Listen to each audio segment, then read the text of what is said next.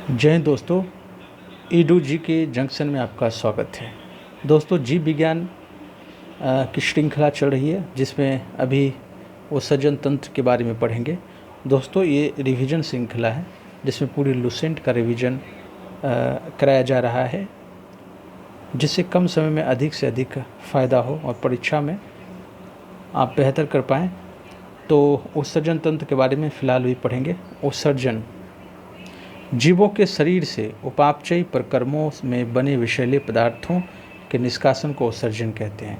साधारण उत्सर्जन का तात्पर्य नाइट्रोजनी उत्सर्जन पदार्थों जैसे यूरिया, अमोनिया, यूरिक अम्ल आदि का निष्कासन है।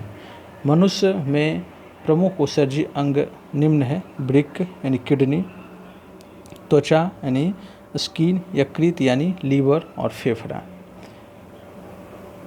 तो ये उत्सर्जन के बारे में पढ़ रहे हैं। उत्सर्जन क्या है? हमारे शरीर बहुत सारी क्रियाएं करती है, भोजन पचाती है, हम पानी पीते हैं, तो वो सारी चीज़ें हमारे शरीर से कुछ अवशोषित होकर के बहुत सारी चीज़ें बाहर निकलती है, तो इसी को उत्सर्जन कहते हैं। और उत्सर्जन की क्रिया में जो है कि साधारण उत्सर्जन की क्रिया में नाइट्रोजनी उत्सर्जी पदार्थों जैसे यूरिया, अमोनिया, यूरिक अम्ल आदि के निष्कासन से होता है। मनुष्य में प्रमुख उत्सर्जी अंग है वृक्क है, त्वचा है। वृक्क यानी किडनी हमारे शरीर में जो है कि पानी और जल और रक्त का फिल्टर करके उत्सर्जन जो हानिकारक चीज़ें हैं उसको उत्सर्जन करते हैं, जो फालतू चीज़ें हैं। और त्वचा भी जो है कि हमारे शरीर में पसीने आते हैं और बहुत सारी चीज़ें हैं जो अनावश्यक हैं, जो हानिकारक हैं, वो त्वचा के द्वारा भी बाहर निकलती है। यकृत यानी लीवर भी एक उत्सर्जी अंग है। फेफड़ा भी उत्सर्जी अंग है।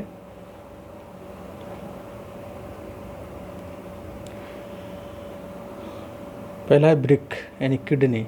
मनुष्य एवं अन्य स्तनधारियों में मुख्य उत्सर्जी अंग एक जोड़ा वृक्क है। वृक्क का वजन 140 ग्राम होता है। इसके दो भाग होते हैं। वृक्क के बाहरी यानी किडनी के बाहरी भाग को कॉर्टेक्स तथा वृक्क के भीतरी भाग को मेडुला कहते हैं। प्रत्येक वृक्क लगभग 1,30,00,000 वृक्क नलिकाओं से मिलकर बना होता है, जिन्हें नेफ्रॉन कहते हैं। नेफ्रॉन ही वृक्क की कार्यात्मक इकाई है। प्रत्येक नेफ्रॉन में एक छोटी सी प्याली नुमा रचना रहती है जिसे बोमेन संपुट कहते हैं। बोमेन संपुट में पतली रुधिर कोशिकाओं का कोशिका गुच्छ पाया जाता है, जो दो प्रकार की धमनियों से बनता है: चौड़ी अविवाही धमकी जो रुधिर को कोशिका गुच्छ में पहुंचाती है, वो चौड़ी अविवाही धमनिका होती है। पतली अविवाही धमनिका जिसके द्वारा रक्त कोशिका गुच्छ से वापस ले जाया जाता है, उसे पतली अविवाही धमनिका कहते हैं। ग्लोमेरुलस की कोशिकाओं में द्रव के क्षणकर बोमेन संपुट की गुहा में पहुंचने की प्रक्रिया को परानिस्पंदन कहते हैं। जंतु एवं उनमें उत्सर्जन। जंतु और उसका उत्सर्जन कौन सा अंग है, कहाँ से वो अपना उत्सर्जन करते हैं? एक कोशिकीय जीव का उत्सर्जन अंग जो है उत्सर्जन जो एक विसरण के द्वारा करते हैं। एक कोशिकीय जीव जो है उत्सर्जन विसरण के द्वारा करते हैं। पेरिफेरा संघ के जंतु जो है उत्सर्जन विशिष्ट नलिका तंत्र द्वारा करते हैं। सिलेंट्रेटस अपना उत्सर्जन जो एक सीधे कोशिकाओं द्वारा करते हैं। चपटी कृमि जो है अपना उत्सर्जन ज्वाला कोशिकाओं द्वारा करते हैं। एनिलीला संघ के जंतु जो है अपना उत्सर्जन वृक्क यानी नेफ्रिडिया द्वारा करते हैं। आर्थ्रोपोडस ग्रुप के जंतु जो है अपना उत्सर्जन मैल्पिथियन नलिकाओं के द्वारा करते हैं। मोलस्का ग्रुप के जंतु जो है उत्सर्जन मूत्र अंग के द्वारा करते हैं। और कशेरुकी जंतु जो है अपना उत्सर्जन मुख्यतः वृक्क के द्वारा करते हैं। वृक्कों का कार्य रक्त के प्लाज्मा को छानकर शुद्ध बनाना, अर्थात इसमें से अनावश्यक और अनुपयोगी पदार्थों को जल की कुछ मात्रा के साथ मूत्र के द्वारा शरीर से बाहर निकालना है। वृक्कों की रुधिर की आपूर्ति अन्य अंगों की तुलना में बहुत अधिक होती है, यानी वृक्क यानी किडनी को रुधिर की आपूर्ति अन्य अंगों की तुलना में अधिक होती है। वृक्कों में प्रति मिनट औसतन 125 मिलीमीटर अर्थात एक दिन में 180 लीटर रक्त निस्पंदन यानी फिल्टर होता है। इसमें 1.45 लीटर मूत्र रोजाना बनता है। बाकी निस्पंदन यानी फिल्ट्रेशन से वापस रक्त में अवशोषित कर लिए जाते हैं। सामान्य मूत्र में 95% जल, जो 2% लवण और 2.7% यूरिया एवं 0.3% यूरिक अम्ल होता है। मूत्र का रंग हल्का पीला उसमें उपस्थित वर्णक यूरोक्रोम के कारण होता है। यूरोक्रोम हीमोग्लोबिन के विखंडन से बनता है। मूत्र अम्लीय होता है और मूत्र का पीएच मान 6 होता है। वृक्क के द्वारा नाइट्रोजनीय पदार्थों के अलावे पेनिसिलिन और मसालों का भी उत्सर्जन होता है। वृक्क यानी किडनी के द्वारा नाइट्रोजन पदार्थों के अलावे पेनिसिलिन और कुछ मसालों का भी उत्सर्जन होता है। वृक्क में बनने वाला पथरी कैल्शियम ऑक्जेलेट का होता है।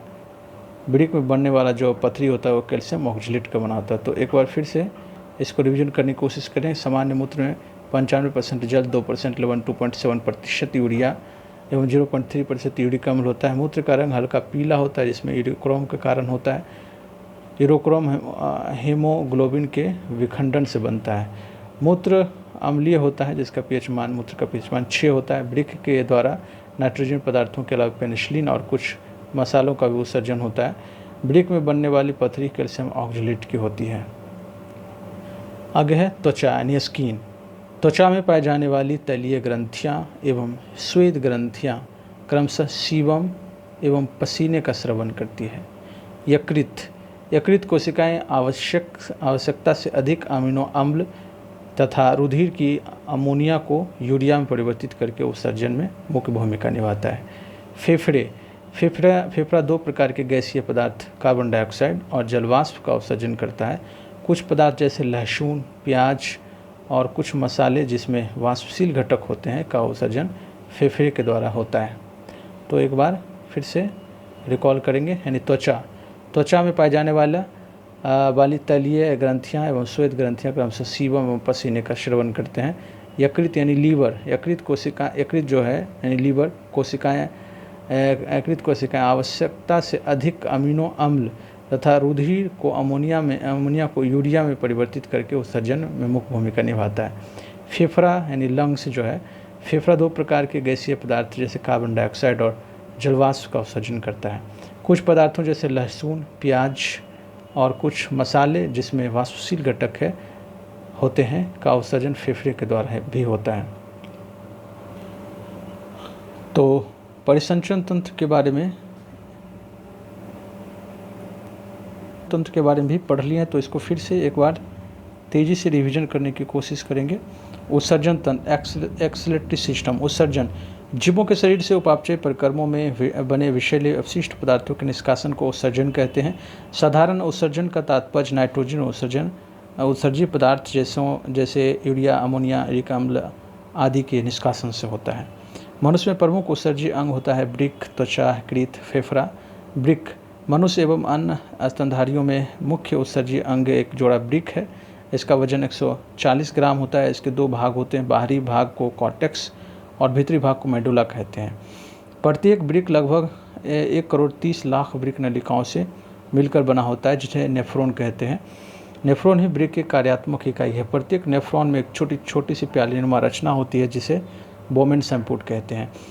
बोमेन संपुट में प्रत्येक रुधिर कोशिका गुच्छ पाया जाता है जो 2 प्रकार की धमनिकाओं से बने होते हैं। चौड़ी अभिवाही धमनिका जो रुधिर को कोशिका गुच्छ में पहुंचाता है।